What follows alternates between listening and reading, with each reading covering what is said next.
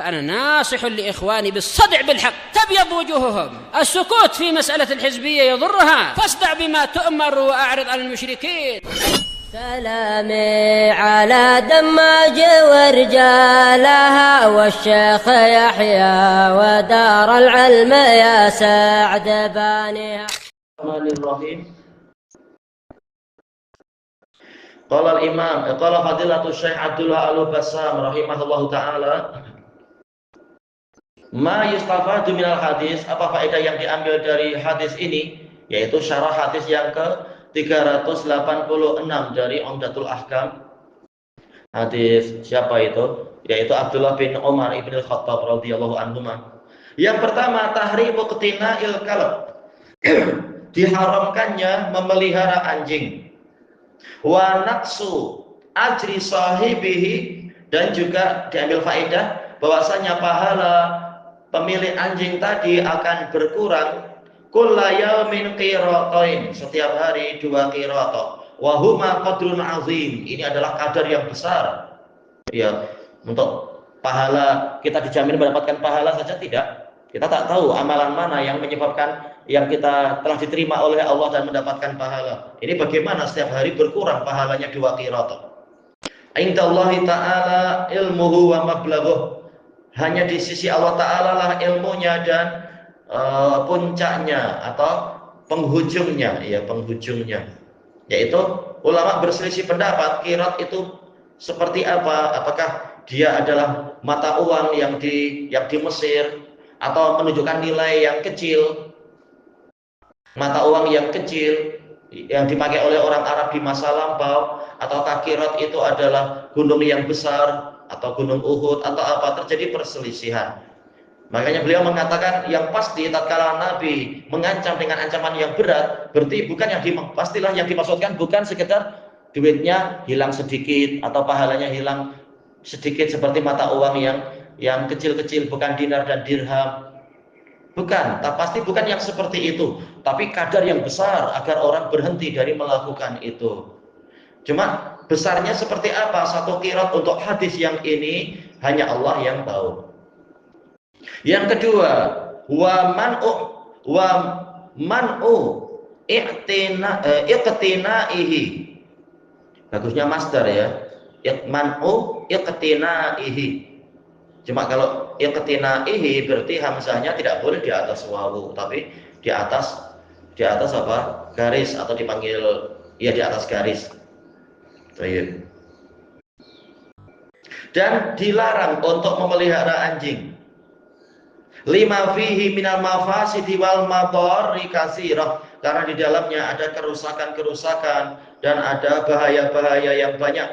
Min bu'dil malaikah, yaitu jauhnya para malaikat, anil makanil ladzi huwa fi, dari tempat yang dia ada di situ. Bising di masjid, bising tak boleh. Tenang. Darat itu tenang. Kucing yang lain itu tenang. Kenapa? Ini laki-laki bising. Baik. Berarti apa di sini? Menunjukkan bahwasanya ya kalau para malaikat rahmat tidak mau datang, padahal kita tahu kehadiran para malaikat itu mendatangkan berkah banyak sekali karena mereka memang makhluk yang diberkahi. Dalil-dalil banyak menunjukkan ke arah itu. Maka kalau mereka tak mau datang, ya naudzubillah, setan yang akan datang di situ, dan kecelakaan, kesengsaraan, laknat akan banyak di situ, naudzubillah. Walima fihi minal ikhafati wat tarwih, dan karena di dalam perbuatan tadi ada apa? Ikhafah, membuat orang jadi takut, para tamu takut. Padahal kehadiran tamu ini insya Allah mendatangkan sekian banyak kebaikan. Kita diberi kesempatan oleh Allah untuk beribadah dengan cara memuliakan tamu, atau boleh jadi tamunya datang membawa berita yang baik, atau membawa hadiah, atau membuka hubungan bisnis yang bagus, atau apa, misalkan, Allah lebih tahu. Wa tarwi, membuat orang jadi gentar untuk datang, dan seterusnya. Atau boleh jadi apa, tetangga jadi tidak tentram karena dengar lolongan anjing, gonggongan anjing, dan seterusnya. Kalau kita tidak tahu di sekeliling kita ada setan, kita tenang. Tapi kalau ada lolongan anjing, akhirnya berarti ada setan, ada apa, menimbulkan orang jadi apa? Boleh jadi orang takut atau anak-anak takut atau apa. Walaupun jelas kita dilarang untuk takut pada setan, tapi tetap saja lolongan-lolongan anjing macam itu akan menimbulkan perasaan yang mestinya tidak muncul seandainya tidak ada lolongan-lolongan anjing tadi itu. Dan tetap mukmin bertawakal dan bergantung pada Allah dan tidak takut kepada yang lain. Faqad sabata 'anil Nabi sallallahu alaihi wasallam. Dan telah pasti, belum lagi kalau anjingnya mengganggu anak-anak atau apa, kadang ada jenis anjing yang mengganggu orang yang lewat juga. Telah pasti dari Nabi sallallahu alaihi wasallam annal malaikata la tadkhulu baitan fihi kalb, bahwasanya para malaikat tidak mau masuk ke dalam rumah yang di dalamnya ada anjing. Walima fihi minan najasatil ghalidhah, dan juga anjing memiliki najis yang besar, iya, berat sekali dibanding yang lain-lain. Allati la tuziluha illa takrirul ghusl, yang mana najis yang besar ini tidak mampu dihilangkan kecuali dengan mengulang-ulang pencucian, wal ghuslihi biturab, dan mencucinya dengan tanah. Dan juga penyakit-penyakit yang sekarang didapatkan oleh para ilmuwan, dan selalu ilmuwan-ilmuwan duniawi tertinggal dari Allah dan Rasulnya, baru tahu sekarang dan seterusnya. Sementara mukmin beriman, sama saja tahu apa yang terjadi atau tidak tahu, tapi beriman bahwasanya pencucian najis yang mughalladhah dari air liur anjing itu pasti ada hikmah yang sangat besar, ada doror yang sangat besar di dalam air liur anjing tadi, dan seterusnya. Yang ketiga, annahu yubahu qtina'uhu li maslahah, boleh dia itu dipelihara untuk kemaslahatan yang rojihah, yang jelas, yang diizinkan oleh syariat, bukan dengan pikiran kita sendiri, oh ini juga masalah, ini juga masalah, bukan, tapi dengan izin dari syariat. Wa dzalika bi ayyakuna li hirasati ghanam, yaitu untuk memelihara, untuk menjaga kambing-kambing, au haras, atau untuk menjaga area pertanian dan perkebunan, au li ajli shayd, atau untuk berburu. Fahadhihi manafi, ini manfaat-manfaat tusawwiru iqtina'ah, yang menyebabkan boleh untuk dia dipelihara. Kalau dikatakan kalau menjaga kambing saja boleh, apalagi menjaga manusia lebih mulia dari kambing, ini kiasul aula. Tapi kita katakan kias ini fasidul iktibar, rusak penilaiannya, pertimbangannya, karena apa? Menyelisihi nas. Coba kalau kita katakan untuk seandainya Nabi tidak melarang memelihara anjing, lalu orang memelihara anjing, biasanya tujuan terbesar apa atau alasan terbesar kalau ditanya kenapa enggak memelihara anjing? Oh, ini untuk menjaga rumah, yaitu jaga rumah dan seisinya, jaga kita juga, biar pencuri tidak datang, perompak tidak datang misalkan, atau apa. Itulah keumuman dari tujuannya. Tapi ternyata Nabi melarang, menunjukkan tujuan yang paling besar dan tujuan yang paling umum itu memang terlarang memelihara anjing untuk apa? Menjaga manusia, menjaga rumah dan semacamnya. Karena seandainya pintu dibuka, langsung memang tujuan yang terbesar memang itu, untuk memelihara orang, yaitu menjaga orang, menjaga rumah dengan seluruh penghuninya.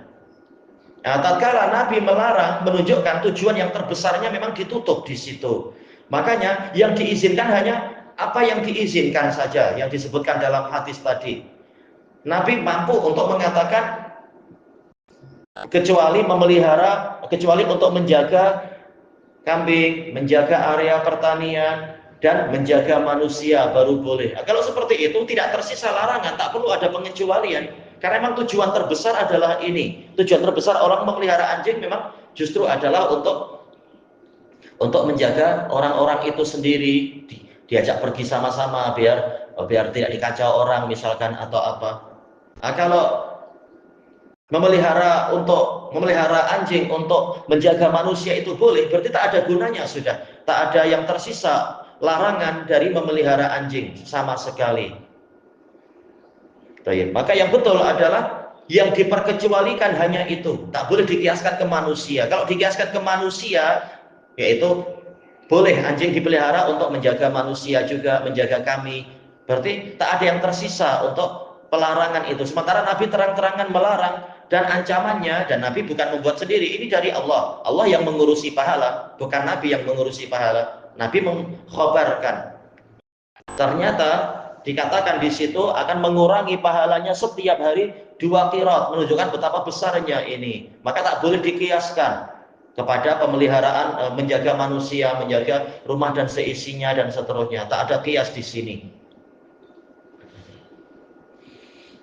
Kemudian yang berikutnya, yang keempat, bihada ta'lamu mablagha ma ladal gharbiyina minas safahati wa qillatil basirah. Dengan ini taulah engkau sampai di mana kebodohan dan sedikitnya basirah dari orang-orang barat, yang mana banyak kaum muslimin terpana dan ternganga kalau lihat mereka.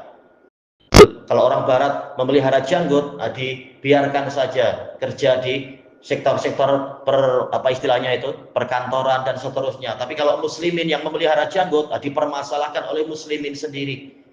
Karena mereka kagum dengan orang kafir, orang barat itu. Padahal orang barat sangat bodoh, orang barat yang kufar.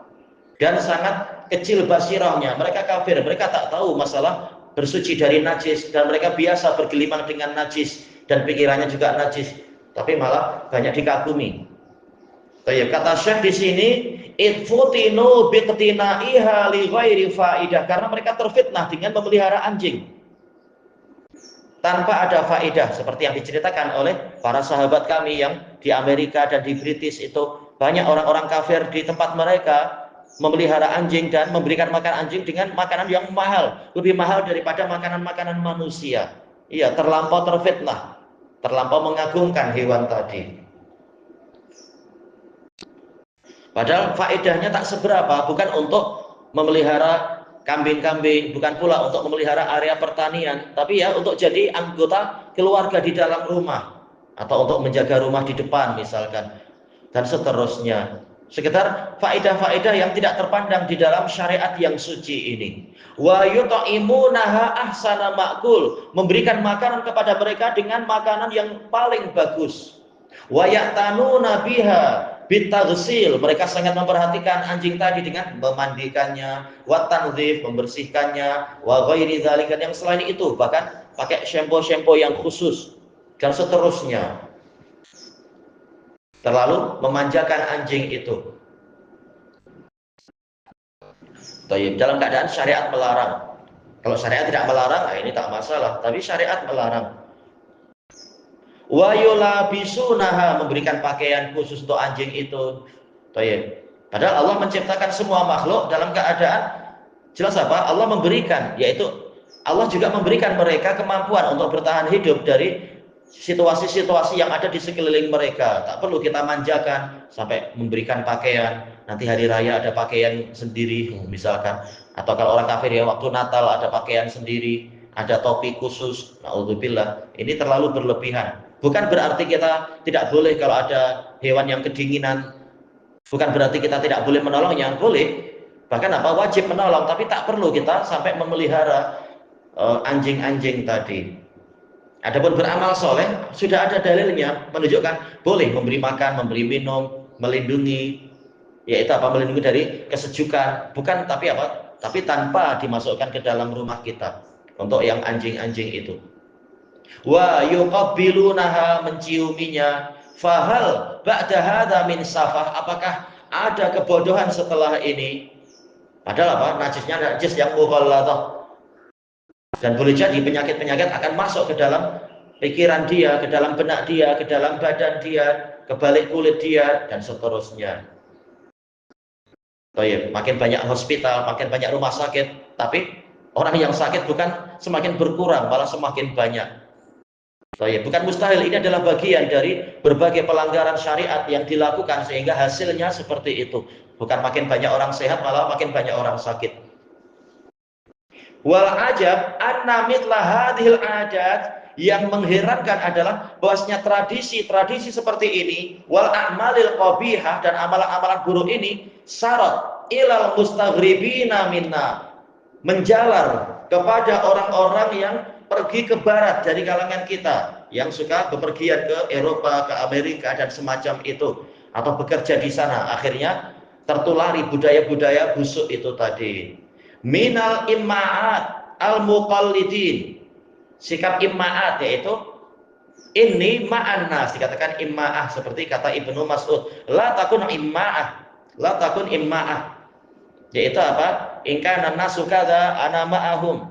Kalau orang begini, aku berbuat begini. Sampai apa? Kalau orang murtad, aku juga ikut murtad. Kalau orang memakai tradisi kufar, aku juga ikut tradisi kufar. Na'udzubillah. Sekedar saya ikut mayoritas orang. Na'udzubillah. Walaupun tingkatnya sendiri lain-lain. Sikap imma'ah ini, ada yang mengikuti orang kafir, mereka mayoritas orang, ada sekitar mengikuti mayoritas muslimin yang banyak sekali melakukan kefasikan dan kejahilan dan kebid'ahan.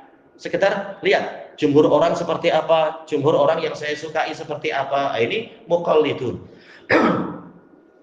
Alladzina abadul gharbiyyin, yang mana mereka menyembah orang-orang barat, betul. Tidak menerima syariat kecuali kalau sudah disahkan oleh para ilmuwan barat katanya. Padahal ilmuwan barat kufar dan juhal. Wa tadayyanu bi a'malihim, beragama dengan amalan-amalan orang barat itu. Wa asyiqu kulla safalatin indahum, dan mereka merindukan, si asal dari isyak itu adalah kecintaan yang berlebihan. Mungkin apa istilahnya, sampai tingkat gila, istilahnya gila cinta, tergila-gila. Ini asyiqu. Setiap kerendahan yang dimiliki oleh orang kafir asal niru saja. Fa inna lillahi wa inna ilaihi raji'un. Baik, kami ini hanyalah milik Allah dan hanya kepadanya kami ini akan kembali. Baik, ini kalimat diucapkan ketika mendapati musibah. Ilahuna wallahu a'lam. Subhanakallahumma wa bihamdika la ilaha illa anta astaghfiruka wa atubu ilaik. Alhamdulillahirabbil alamin. Jazakumullahu khairan.